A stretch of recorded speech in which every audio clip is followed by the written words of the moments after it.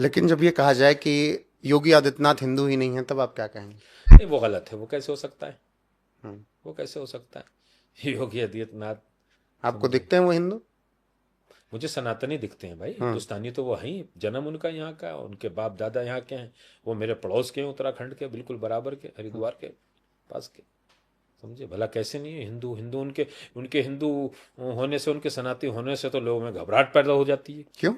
समझे? जब वो ये कहते हैं कि बटोगे तो कटोगे। हम्म। समझे? लोग सोचते हैं कि अब ये क्या कह दिया इन्होंने। दंगा करोगे पीटे सब जाओगे। जब दंगा करोगे तो पीटे जाओगे, गलत चलोगे तो मार खाओगे। बरेली वाले मौलाना से पूछ लो। पूछ लो कैसे उसकी धुनाई हुई थी, कैसे वो पिटा था, कैसे उसके हम्म। डंडे पड़े थे, कैसे वो भागा था, कैसे बिल्डोजर चला था। अतीक और अशरफ ऊपर गया, नीचे हमें क्या मैं पता। कहा, मरना तो था ही, एक दिन मुख्तार को मर गया। हुरों के पास सैर कर रहे हैं वो लोग। मतलब ये जो वो बयान देते हैं, ये मुस्लिमों को डराने के लिए होते हैं क्या, इस तरीके से? नहीं नहीं, माफियाओं को। हम्म। माफियाओं को।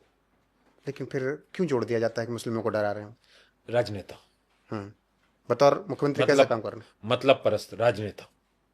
बतौर मुख्यमंत्री कैसा काम कर रहे सबसे अच्छा। हैं? हम्म। सबसे अच्छा काम कर रहे हैं। आखिरी सवाल, जो पिछली बार आपने कहा मोदी और योगी कोहनूर हैं, और आज आप उस पर कायम हैं? मैंने मोदी जी के लिए कहा था हम्म। ये कोहिनूर है। हम्म। और वो शब्द मुझे आज भी याद है। मैं कोई रटवट के नहीं आता हूँ भाई। हम्म। मेरा मैं पढ़ता रहता हूँ। कम जनता ने कहा, थोड़ा। क्या शब्द कहा है आपने? मैंने कहा था कि मोदी जी कोहिनूर हैं। हम्म। और कोहिनूर जो है भारत का, वो शायद इंग्लैंड में है। हम्म। मगर वो किसी से बोलता बोलता नहीं है। हम्म। न वो चलता है, न फिरता है, हम्म। न उठता है, न बैठता है, न वो किसी को कुछ देता है। हम्म। बस कोहिनूर है। हम्म। कोहिनूर ही तो है वो। हम्म। लेकिन हमारा मोदी ऐसा कोहिनूर है कि जो चल के भी देता है, जो सो के भी लोगों को बांट रहा है, जो कह के भी बांट रहा है, जो भला भी कर रहा है, सब कुछ दे रहा है भारतवासियों को। ईश्वर का भेजा हुआ कोहिनूर है मोदी, बोलता हुआ कोहिनूर। इसको समझना पड़ेगा। कोहिनूर है। अरे कोहिनूर को किसे कहते हैं? खाली चुप किसी अलमारी में सजा दिया जाए वो कोहिनूर है? हम्म। वो बादशाहों का कोहिनूर था। ये ईश्वर का कोहिनूर है, परमात्मा का कोहिनूर है। इसने उन गरीबों से पूछो भाई, जिनको इस कोहिनूर ने हम्म। छत दे के बताया है कि मेरा तुम पे कोई एहसान नहीं है, लेकिन तुम सुकून और अमन से रहो। उसमें हिंदू मुसलमान नहीं देखा, उसमें सुन्नी शिया नहीं देखा, हम्म। उसमें यहूदी मजूसी ईसाई बौद्ध जैन सिख कुछ नहीं देखा उसने। कौन आदिवासी है, कौन दलित है, कुछ नहीं देखा। हम्म। जो उसका मुस्तहक था उस तक उसने। ये होता है कोहिनूर। और योगी आदित्यनाथ के लिए कहना हो ऐसा अब कुछ? योगी आदित्यनाथ उन्हीं के साथ चलते चलते जो आ रहे हैं, वो भी आएंगे एक जमाने में। हम्म। हम वो भी कोहिनूर ही बने हैं। हम्म। वो इस वक्त वर्ल्ड के लिए कोहिनूर है मोदी जी। वो अभी उत्तर प्रदेश हिंदुस्तान के लिए कोहिनूर है। एक वक्त आएगा वो भी पूरी दुनिया के लिए कोहिनूर हो जाएंगे। चलिए, बहुत शुक्रिया समझे? आपका जुड़ने के लिए। मेरी एक ही हम्म। गुजारिश है, हम्म। योगी जी से भी, करें या ना करें मुझे, मैं इसमें नहीं समझे। हम तो काम करने वाले आदमी हैं। और मोदी जी से भी, कि जो माफिया हैं, जो गलत तरीके से हम्म। हुकूमतों के खिलाफ, मुल्क के खिलाफ आवाजें उठाते हैं, जो हिंदुस्तान के अंदर इंसानियत को पामाल कर रहे हैं, जो हैंकिंग का काम कर रहे हैं, जो गौ कशी कर रहे हैं, जो एक दूसरे के मजहब को ठेस पहुंचा रहे हैं छोटी सी शोहरत के लिए, उनके लिए बिल्डोजर और डंडा दोनों चीजें, समझे, प्रशासन से कह के सख्त से सख्त कराएं, ताकि भारत में अमन और शांति और ज्यादा अच्छी कायम होती चली जाए। मैं दुआएं देता हूं। मैं उनके साथ हूं। कल भी साथ था, आज भी साथ हूं, कल भी साथ रहूंगा।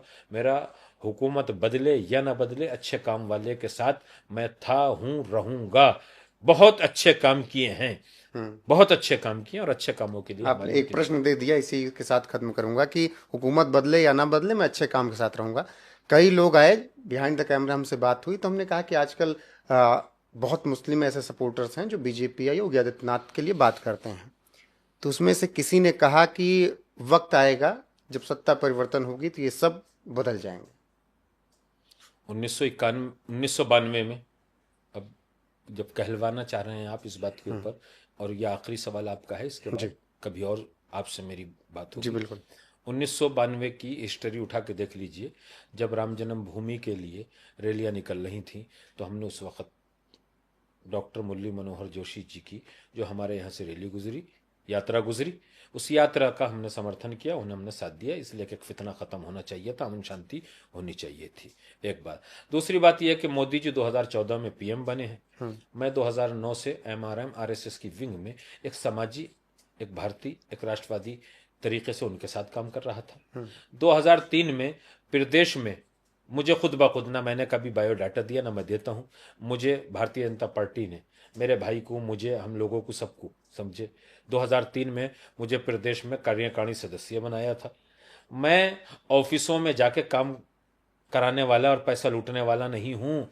ना मैंने कोई पैसा लिया है, ना सरकार बता सकती है, ना मेरी फंडिंग हुई है, ना संघ से हुई, ना बीजेपी से हुई, ना आरएसएस से हुई, ना मैं कार्यालयों में जाता हूँ। मैं जमीन पे, धरातल पे उतर के काम कर रहा हूँ। मेरा काम है शिक्षा, मेरा काम है अमन, मेरा काम है शांति। काहे के लिए चले जाएंगे? हमने किसी के पैर काटे हैं? हमने किसी को मारा है? हमने किसी पार्टी वाले को गालियां दी हैं? अखलाक से गिर के बात की है?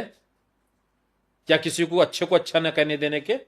तुम अच्छा कहोगे तो तुम्हें भी कह देंगे, कोई डर नहीं है। कल का बदलता आज बदला, हम उस खुदा के साथ हैं, उस ईश्वर के साथ है, परमात्मा के साथ हैं। यहाँ की क्या बात है? पूरी दुनिया में कितने आदमी हैं? जो राष्ट्र की बात करेगा आप उसके साथ हैं, सीधी सी बात। सीधे सीधे बात है। जो राष्ट्र की बात करेगा, मगर करो तो सही, राष्ट्र की बात करो तो सही। और अगर हमसे कोई शिकायत है तो बता दो तुम्हारी ये गलती हो, हम उस गलती को दूर करके तुम बताओ कि तुम क्या करना चाह रहे हो। पैसे का हमारा तुमसे कोई मतलब, ना तो हम बिकने वाले हैं, ना हम बकने वाले हैं, ना मैं बिकता हूं ना बकता हूं। आज मैं तुम्हारे चैनल के माध्यम से कह के जा रहा हूं, जनाब, ये बात कि अगर मुझे सरकार ने, मुझे किसी संगठन ने, मुझे किसी जगह से मेरी गाड़ी का तेल, मेरा किराया, मुझे खाने का कोई चीज, एक जोड़ी कपड़े भी अगर दिए हों तो उसकी जांच करा ली जाए। बस मैं आपसे इतना कहना चाहता हूं।